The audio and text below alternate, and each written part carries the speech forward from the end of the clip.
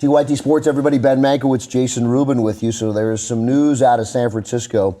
Jim Harbaugh seems to be wearing out his welcome. It's hard to say for sure, but Kevin Lynch, writing for the San Francisco Chronicle, has an interesting piece today. So Harbaugh apparently allowed a reporter from the Bay Area News Group in to talk to him, where he talked about how great Al Davis was.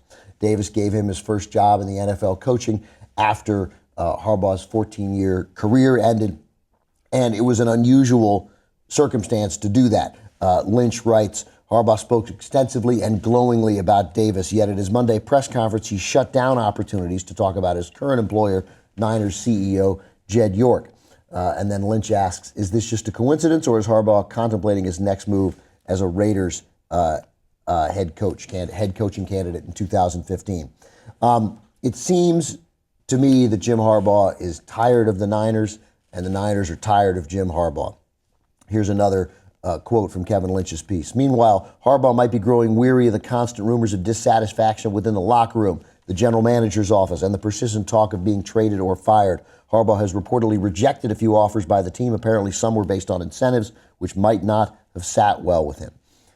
Then, interestingly, he said this at the press conference about the constant noise about his situation. I'm not going to speculate, Harbaugh said strongly. It's our job to move on without excuse, without apology, and to get it right, make it right. That's our intentions. And then Lynch points out, Jason, that the use of the word apology might have been intentional on Harbaugh's part. He's a very smart guy because Jed York sent out that tweet at the end of the Niners-Seahawks game where they apologized.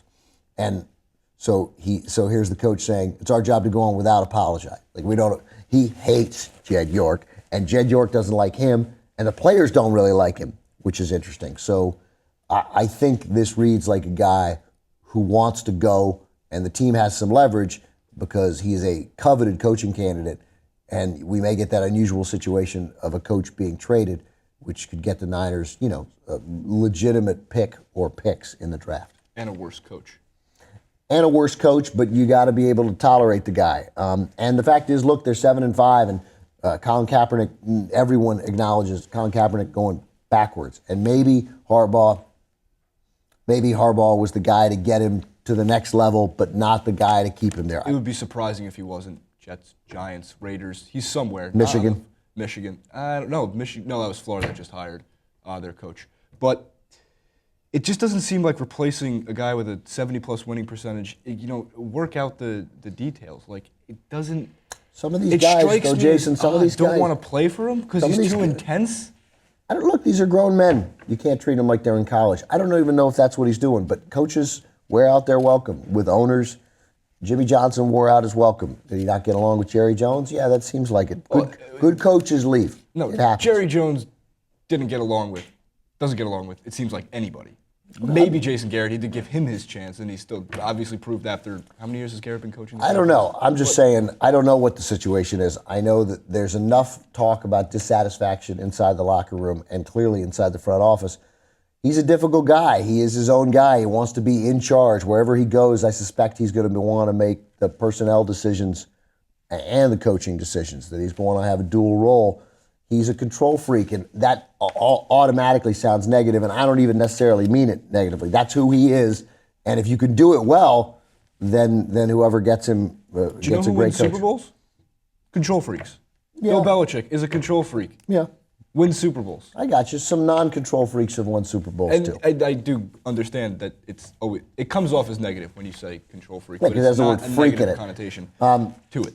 So let's run it. So Colin Kaepernick needs to grow up, and he gave a childish press conference to Niners beat reporters this week at practice. The second part of it, which we're going to bring you first, pertained to the coaching situation and that he wants Harbaugh to stay. So here's Colin Kaepernick kind of talking about Jim Harbaugh. How are you guys able to compartmentalize all the outside drama and rumors and stories about Coach Harbaugh potentially not being here next year? Not only that, but whether it's the Raiders, Michigan, different places like that. How are you able to keep that all out of your heads? I don't pay attention. Is that hard, though? I mean, you guys are human. No. No? What do you think about the rumors that are surrounding Harbaugh? Look at his resume. You'll get your answer. you want him to be your head coach next year? Yes. Come on, man. This is like fun. This is fun. You're the quarterback of an NFL team in a big market. Enjoy this. Give them something. Give them something. Answer the questions like it matters to you. I don't know if this is necessarily childish, but when you compare this to our other favorite press conference, Marshawn Lynch, like at least Marshawn Lynch had a smile. He was doing it for an obvious reason, and he made it a little bit. I don't want to say funny, but I know you are very. I mean, I don't. I think Marshawn Lynch screwed it up too. He made it a little funny at the end, but there's a little bit of. He's not the quarterback. He's not the leader. He doesn't have to. Russell Wilson has to, and he does. Colin Kaepernick has to, and he didn't. Here's the beginning of that press conference, which is even more amusing, and Colin Kaepernick just saying, essentially, I'm going to do the bare minimum I have to here not to get fined. How's the team coming back, bouncing back right now? I mean, where's the focus at? The Raiders. What about you personally? The Raiders. What do you see in the Raiders as far as what they bring to the table and what you're seeing on film? They're a good team. Oh, really? They're a good team? They're 1-11. They just lost to the Rams 52-0. They're a good team. They're a good team. Give me a break. So they have a win. They do have a win. So here, we'll do our impersonation. Ben, Yeah. What are you looking forward to on Sunday? Winning. Are you curious to see what the black hole is like in person, just being in Raider Stadium? I've been there before. How old were you then? I don't have that part. You don't know. Oh, sorry. I don't know. Wait, we have to get to my favorite question. Yeah. Absolutely. So, quarterback Ben Mankiewicz of the San Francisco 49ers here. Were you about 11 when you did punt, pass, and kick? I don't remember.